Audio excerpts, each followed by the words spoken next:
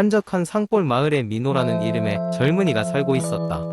민호는 어릴 적부터 잔병치레가 잦아 늘 면역력에 대해 고민하곤 했다. 그러던 어느 날 나는 이 평범한 일상 속에서 면역력을 극대화할 수 있는 독특한 방법들을 발견하게 되었다.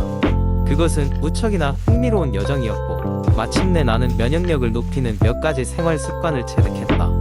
첫 번째로 나는 아침마다 일찍 일어나 마을 주변을 조깅하기로 결심했다. 신선한 아침 공기를 마시며 뛰는 것은 나의 폐를 편안하게 만들어 주었고 신체에 활력을 불어넣어 주었다. 일주일 정도 지나자 나는 이전보다 훨씬 생기 있는 하루를 시작하게 되었음을 알게 되었다. 심장이 튼튼해지고 스트레스가 확 줄어드는 느낌이었다. 두 번째로 나는 매일 건강한 식단을 챙겨 먹게 되었다. 시장에 가면 항상 신선한 야채와 과일을 잔뜩 사왔다. 특히 비타민C가 풍부한 오렌지와 딸기, 그리고 철분이 많은 시금치를 자주 섭취하였다. 이러한 노력 덕분에 내 몸 속의 각종 비타민과 미네랄이 균형을 이루게 되었고 활력이 넘치는 나를 발견할 수 있었다. 세 번째로 나는 충분한 수면의 중요성을 깨달았다. 밤늦게까지 스마트폰을 하며 잠을 설치던 과거와 달리 이제는 저녁 10시가 되면 스스로를 잠잠히 가라앉히고 깊은 잠에 들도록 노력했다. 규칙적인 수면 패턴은 내 몸의 회복력을 높여주었고 자연스럽게 면역력도 강화시켜 주었다. 또한 나는 명상과 요가를 일상의 일부로 만들었다. 마음의 평화를 찾고 스트레스를 해소할 수 있는 방법으로 명상을 선택하게 되었다. 매일 아침과 저녁으로 15분씩 조용히 앉아 명상을 하노라면 복잡했던 머릿속이 정리가 되었고 이는 곧 긍정적인 에너지를 불러일으켰다. 마지막으로 마을 사람들과의 교류도 빼놓을 수 없는 중요한 요소였다.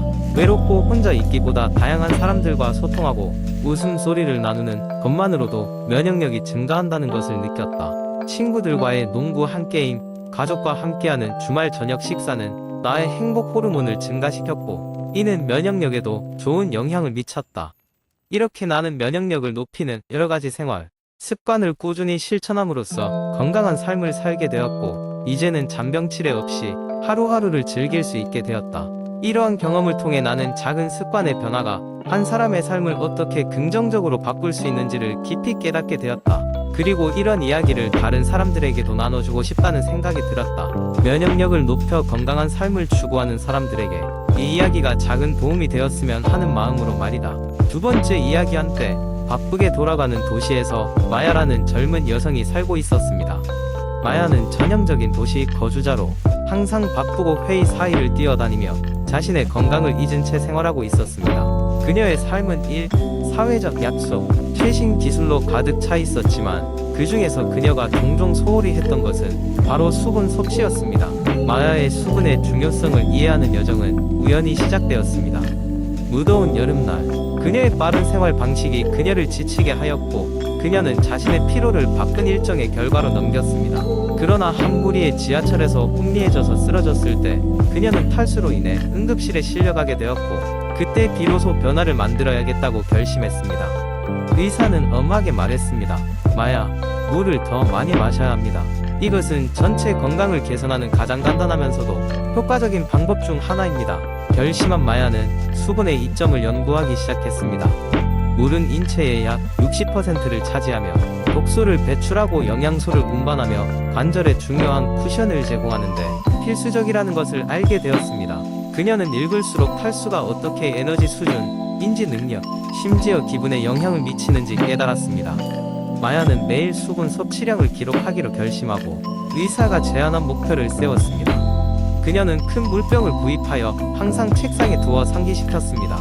처음에는 잦은 화장실 방문이 불편했지만 곧 충분한 수분 섭취에 이점을 느끼기 시작했습니다. 그녀의 피부는 더욱 생기있게 변했으며 두통이 줄어들고 직장에서의 집중력이 향상되었습니다. 마야의 수분 섭취에 대한 새로운 헌신은 친구들과 동료들의 호기심을 자극했습니다. 누군가 두통이나 피로를 호소하면 마야는 미소를 지으며 물을 마시도록 격려했습니다. 조금씩 그녀의 사무실 문화는 바뀌고 회의 도중 물을 마시는 휴식이 생겼으며 모두가 화려한 물병을 들고 다니기 시작했습니다. 마야는 또한 자신의 몸의 신호에 더욱 민감해졌습니다.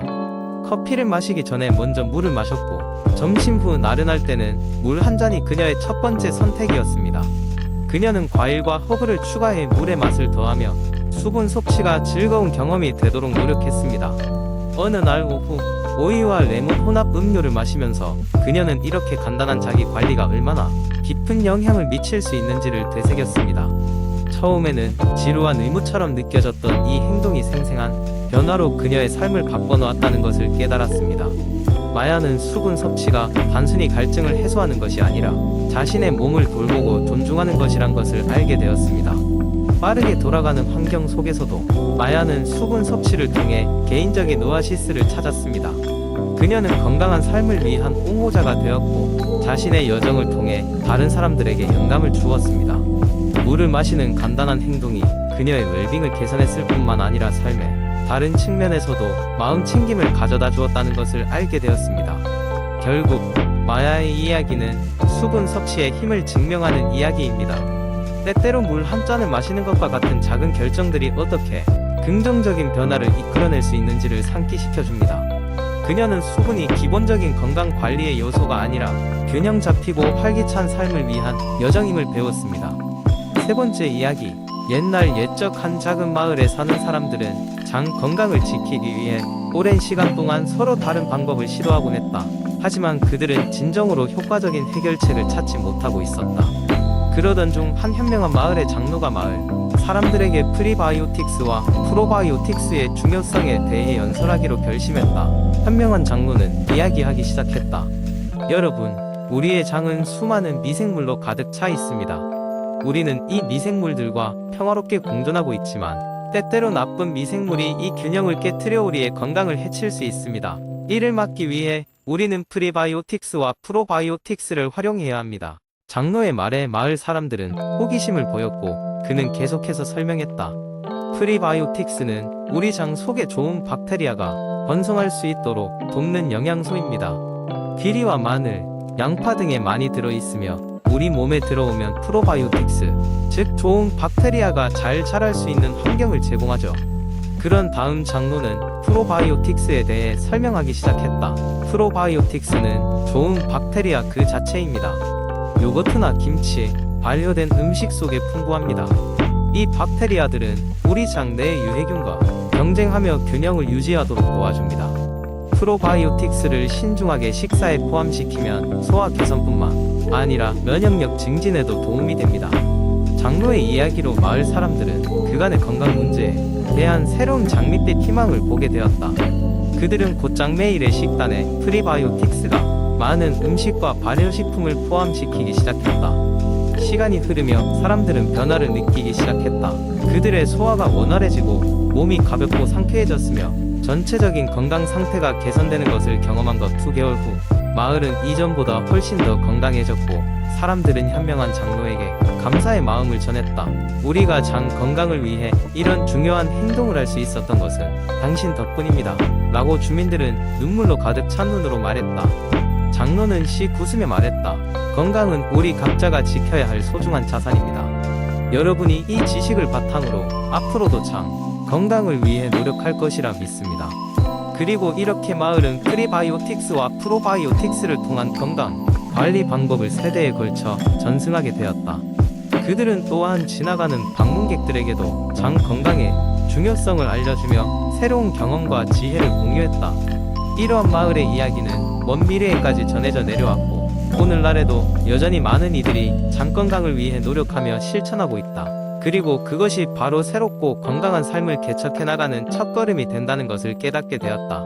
네 번째 이야기. 한때 푸르르고 경사진 언덕 사이에 자리 잡은 그린데일이라는 번화한 마을에 엠마라는 호기심 많은 캐릭터가 살고 있었습니다. 엠마는 단순한 주민이 아니었고 그녀가 먹는 음식에 대해 설명할 수 없는 호기심을 갖고 있었습니다. 그린데일에서는 유기농 음식과 일반 음식 사이의 논쟁이 점점 뜨거워지고 있었고 엠마는 그 다양한 의견에 끌려 유기농 음식에 대한 진실을 밝혀보기로 결심했습니다. 엠마의 첫 번째 목적지는 현지 농산물 시장이었습니다. 이곳은 유기농 및 비유기농 판매자들이 한데에 모인 활기찬 공간이었습니다. 신선한 농산물의 향기가 가득했고 사람들은 대화와 웃음소리로 분주했습니다.